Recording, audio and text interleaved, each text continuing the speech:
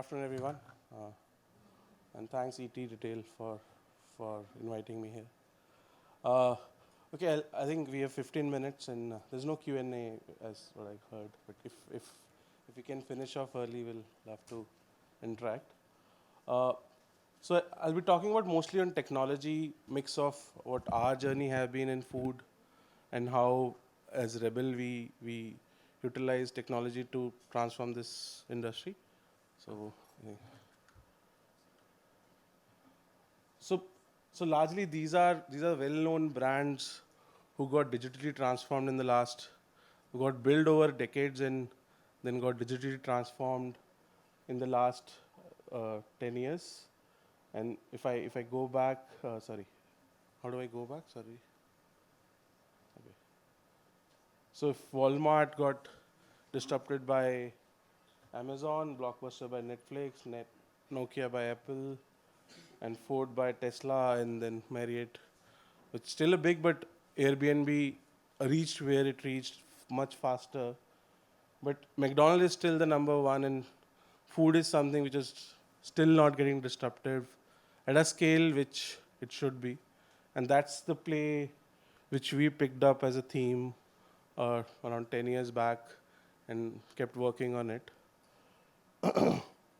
So going back on what is the current challenge, why like we know for others how it worked globally, but specific India challenge is India is the lowest per capita restaurant penetration. I know population play a big role in denominator, but still it's just 0.2 restaurants per thousand. So it's still a lot of opportunity being there. India's supply is constrained by the lower per capita retail space.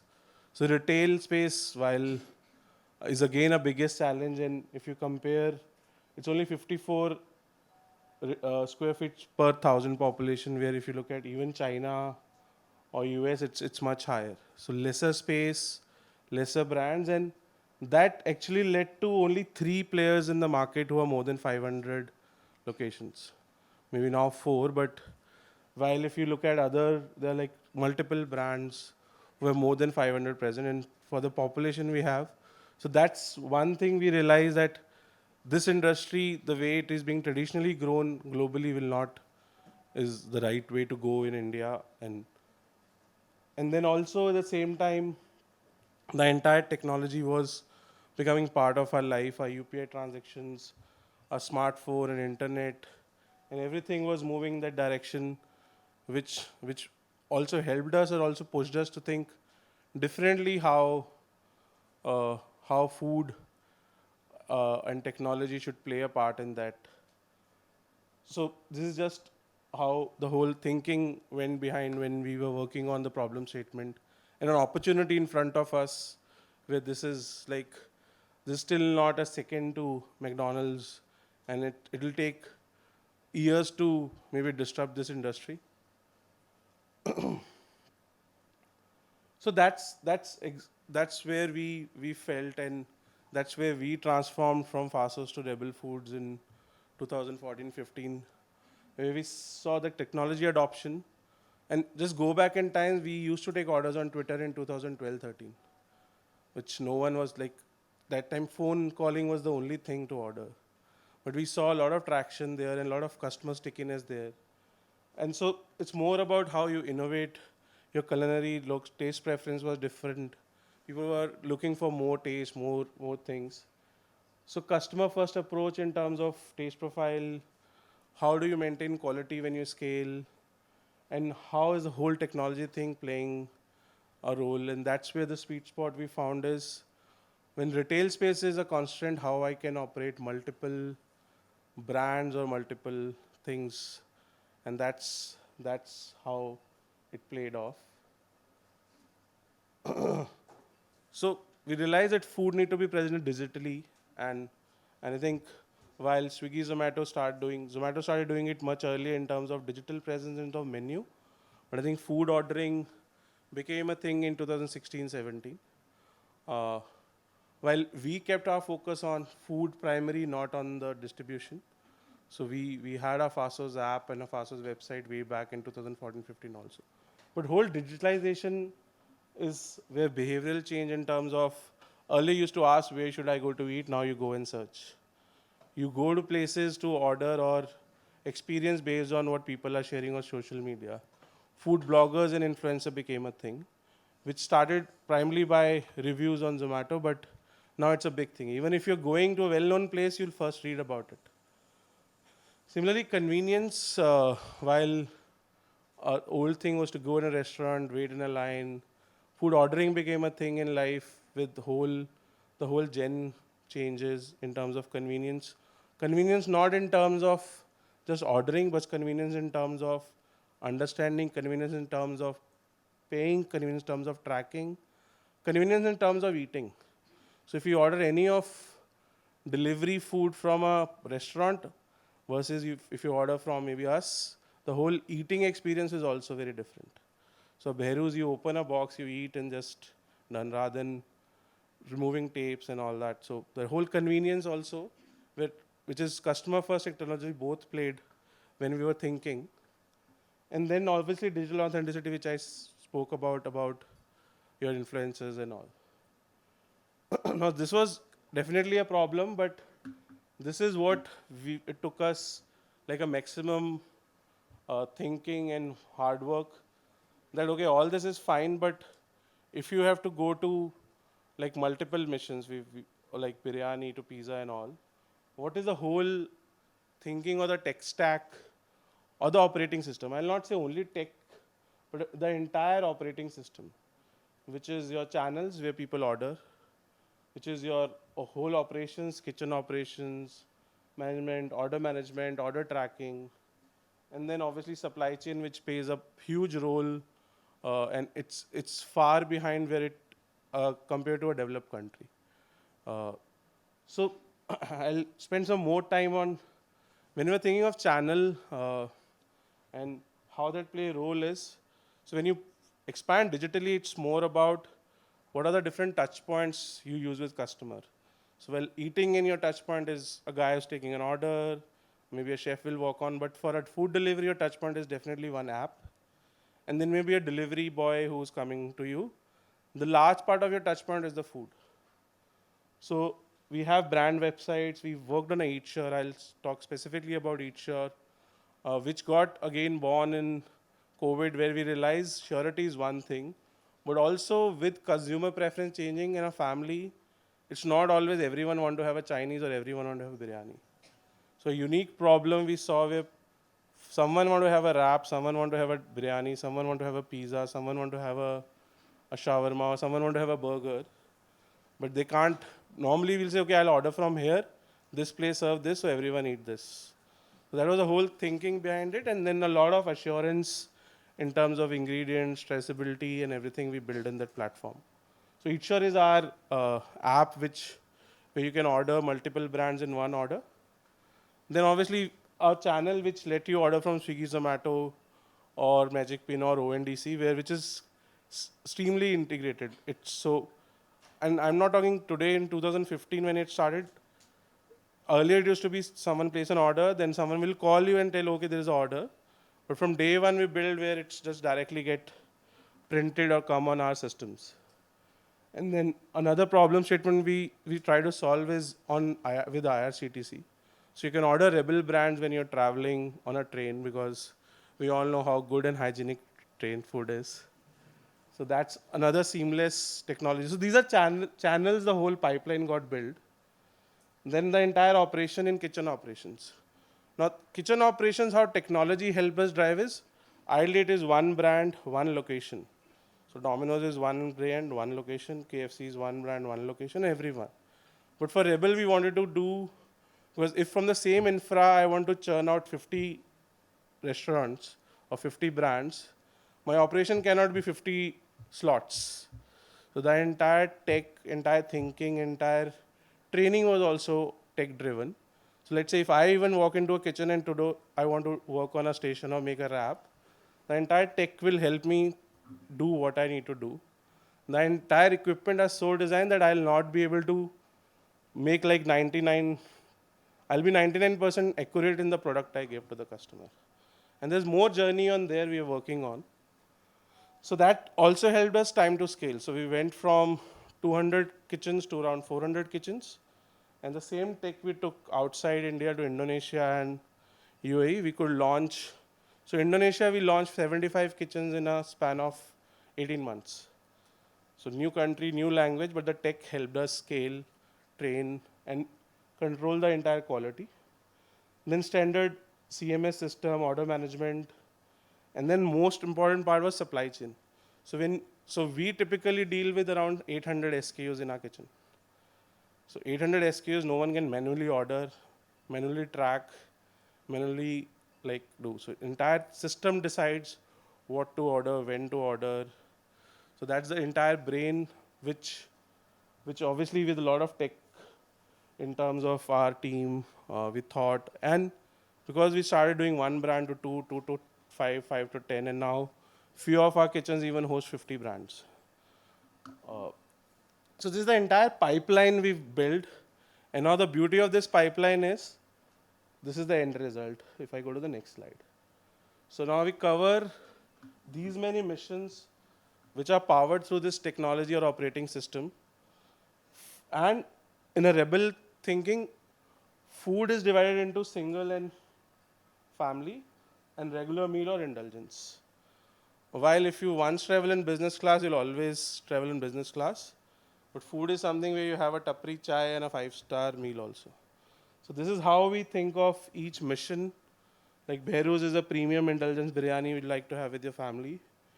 Where lunchbox is something which you want to have a regular meal on your home. And then similarly, on a single time you have an indulgence, we have Smoor, we have Fasos. So this is the entire gamut of brands. And then on top of it, because now we had a pipeline, it's not about all about our own brands. So we started working with brands like Naturals, MOD, which team is sitting here, and started giving them that whole tech and operating system to expand and operate. At the same time, we started, in fact, investing in acquiring brand. Now, how this tech step helped us. So I went to Indonesia to launch Indonesia market. Obviously, people are not going to eat biryani there. So we could launch with our culinary team. So what our culinary team does is take each process or a recipe and breaks into steps and then feedback into the system so that technology can help train people. So we launched 10 brands in a span of 12 months and expanded it to entire Indonesia, which was Indonesian brands like Boxenko, Ambyar. Similarly, Dubai, we went and launched Mandi and other stuff. So once that first, the backslide, the whole, this thing was placed, the entire operating system, now we can throughput multiple brand, multiple occasions through this. And this is few of the examples like Behruz is now 400 plus locations globally, which is our own brand. Wendy's, we have a license to operate Wendy's in India, and we could scale up it to 90 locations in 1 year. Wendy's typically open 10 locations in a year in any country. In India, we could scale it up to 90 locations just in a year. Because the training is tech driven, the processes are tech driven, the equipments are standard. You just need to integrate the tech stack, get everything aligned and just scale. And then obviously partners like Naturals and MOD who came on board and try to take best of the whole ecosystem, which we call as a Rebel as a platform. Uh, so the idea, if I go back again, this tech stack also enabled us to run the whole customer first thinking. We will realize, okay, as a company, I have a single regular meal brand, but do I have something where people want to indulge and have a meal? Okay, can I do things which are complex like Chinese in my kitchen? Can I do things like salads or a health meal? So the entire tech stack make it so easy to launch and take all that customer feedback, and then we could go ahead and do that. Now, this is journey till now, and I'll sum it up in the end. But one thing which is very, very different in any industry versus food, that food is something you take inside your body.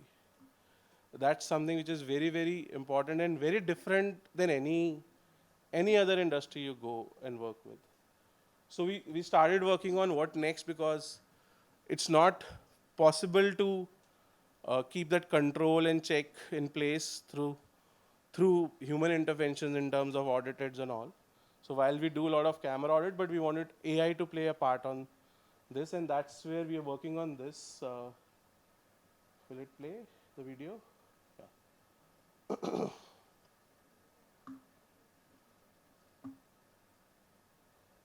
So after making a pizza, you just put a pizza on this machine. It will tell you the temperature, it will take a picture, match with the original recipe, and if the food is not right, it will not let you serve this product. This will get discarded and it again give you instruction to remake the product. So it will check temperature. So we call it a QC machine, which checks SWAT. SWAT is size, weight, appearance, and temperature, which typically matters in food. While obviously the entire temperature control is supply chain.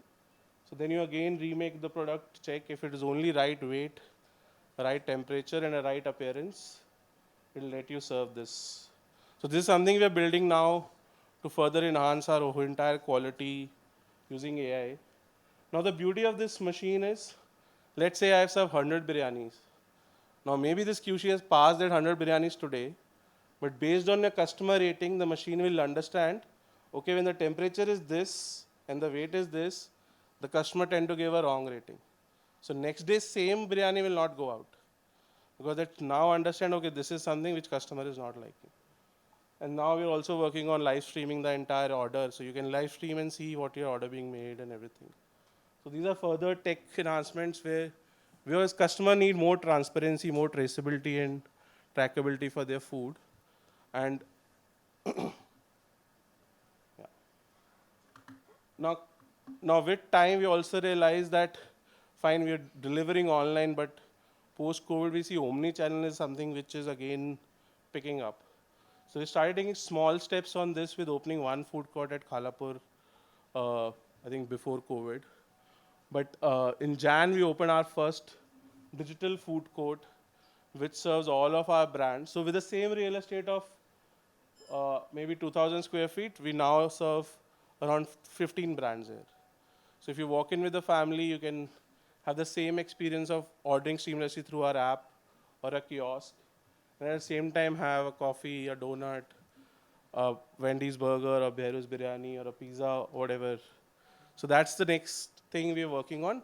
The core focus here is again on the convenience front, and thinking customer that again how customer experience the whole omni-channel view. Okay, and the best thing we saw about this is when number of people who come and experience this, then go back and order from Eatshare as an app.